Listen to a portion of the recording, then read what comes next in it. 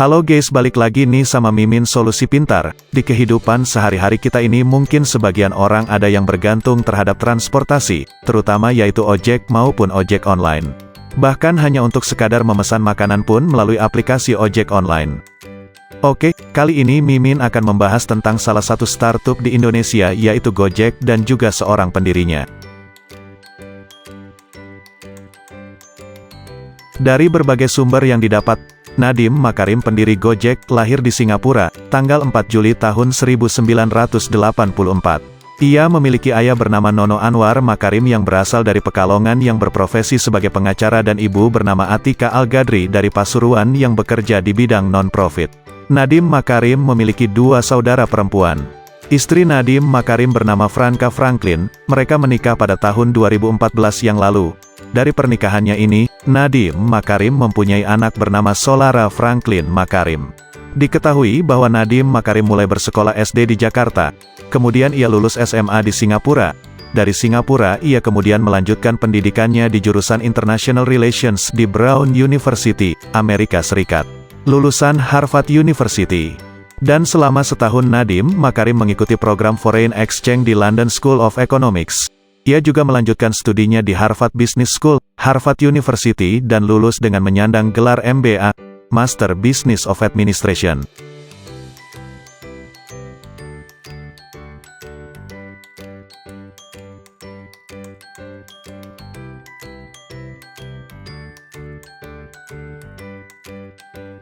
Awal mula ide bisnis Gojek. Ide bisnis dari layanan transportasi Gojek awalnya Nadiem peroleh saat berdiskusi dengan tukang ojek langganannya. Nadiem sendiri jarang menggunakan mobilnya karena mobilitasnya yang cukup tinggi. Sehingga ia kerap atau hampir setiap hari menggunakan tukang ojek untuk mengantarkan ke tempat kerjanya supaya dapat menembus kemacetan Jakarta. Dari perbincangan Nadiem dengan tukang ojek langganannya, ia mulai menemukan kenyataan bahwa sebagian besar tukang ojek banyak menghabiskan waktu untuk menunggu para pelanggan saja. Bahkan sangat sulit untuk menemukan pelanggan yang mau menggunakan jasanya. Padahal kenyataannya, tukang ojek tersebut akan memperoleh pendapatan yang cukup apabila mereka bisa mempunyai banyak penumpang. Akan tetapi, Nadiem Makarim melihat bahwa ketersediaan jenis transportasi yang satu ini tidak terlalu banyak dibandingkan dengan jenis transportasi lainnya. Dengan begitu, kerap kali cukup susah untuk dicari. Nadiem Makarim memiliki keinginan untuk menyediakan transportasi ojek di mana saja dan kapan saja saat dibutuhkan. Dari permasalahan itulah, Nadiem melihat peluang dalam membuat sebuah layanan yang dapat menghubungkan antara pengemudi ojek dan para penumpang.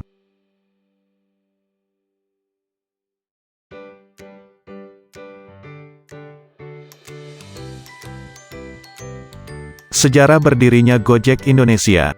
Apakah kamu adalah salah satu orang yang sering menggunakan layanan ojek untuk mengantarkan ke suatu tempat, misalnya sekolah ataupun kantor?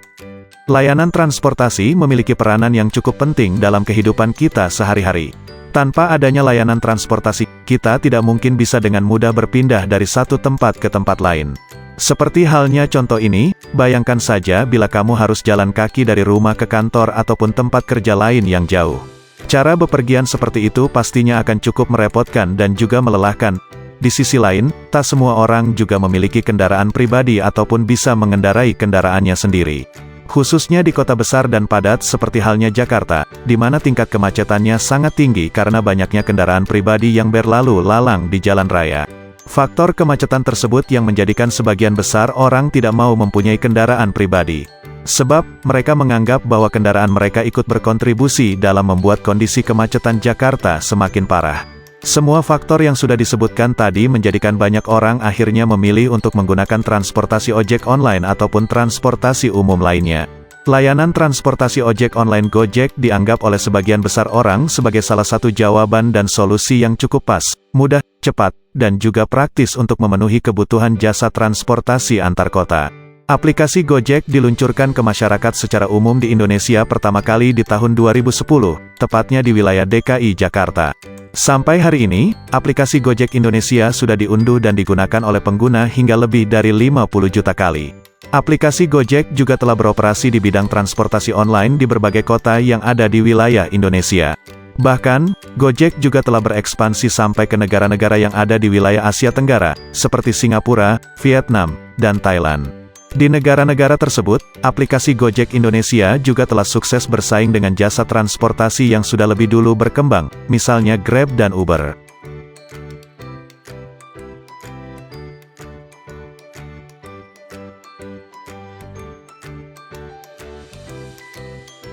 Awal berdirinya Gojek.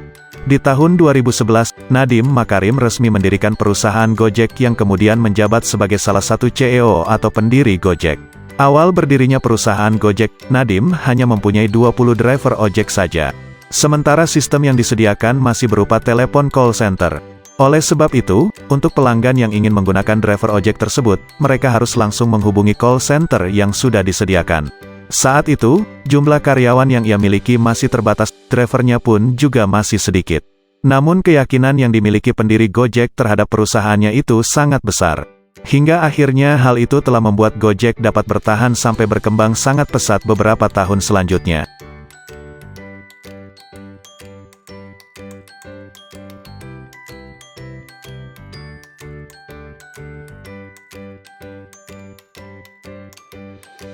Mundur dari Gojek, dan diangkat jadi Menteri Pendidikan dan Kebudayaan. Nadiem Makarim memutuskan untuk mundur dari posisi sebagai CEO Gojek. Manajemen kemudian menunjuk co-CEO Kevin Alui dan Andre Sulistyo untuk menggantikan Nadiem. Nadiem Makarim ditawari oleh Presiden Republik Indonesia Bapak Insinyur Joko Widodo untuk mengemban tugas menjadi Menteri Pendidikan dan Kebudayaan. Penunjukan co-CEO Kevin dan Andre itu disampaikan manajemen Gojek menyusul keputusan ex-CEO dan founder Gojek Nadiem Makarim untuk mundur dari jabatan struktural apapun di Gojek dan memilih bergabung dengan tim kabinet baru Presiden Joko Widodo.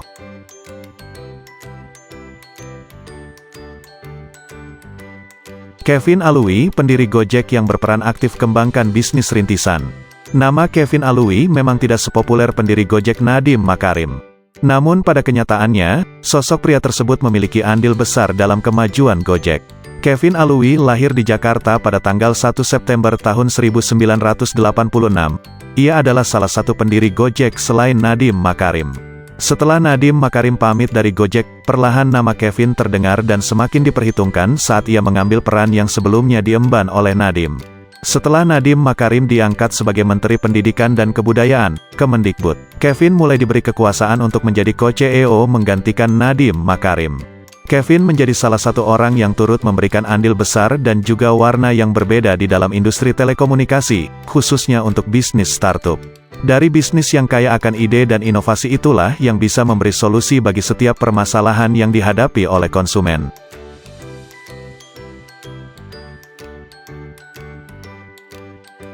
Gojek, perusahaan teknologi transportasi nomor 1 di Indonesia.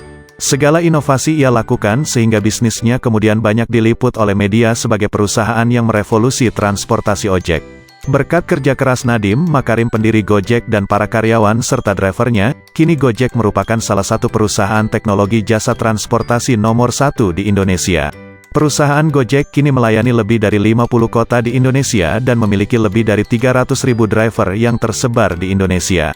Nilai kapitalisasi perusahaan Gojek kini mencapai lebih dari 53 triliun rupiah. Hal tersebut menjadikan perusahaan Gojek sebagai salah satu perusahaan unicorn atau perusahaan rintisan, startup dengan nilai valuasi lebih dari 1 miliar dolar. Ditambah lagi saat ini Gojek dan juga Tokopedia merger. Itulah informasi mengenai biografi Nadiem Makarim sang pendiri Gojek dan kisah berdirinya perusahaan Gojek. Sampai jumpa di video selanjutnya. Jangan lupa untuk dukung channel kami dengan cara like, share dan juga subscribe ya Sobat Solusi Pintar.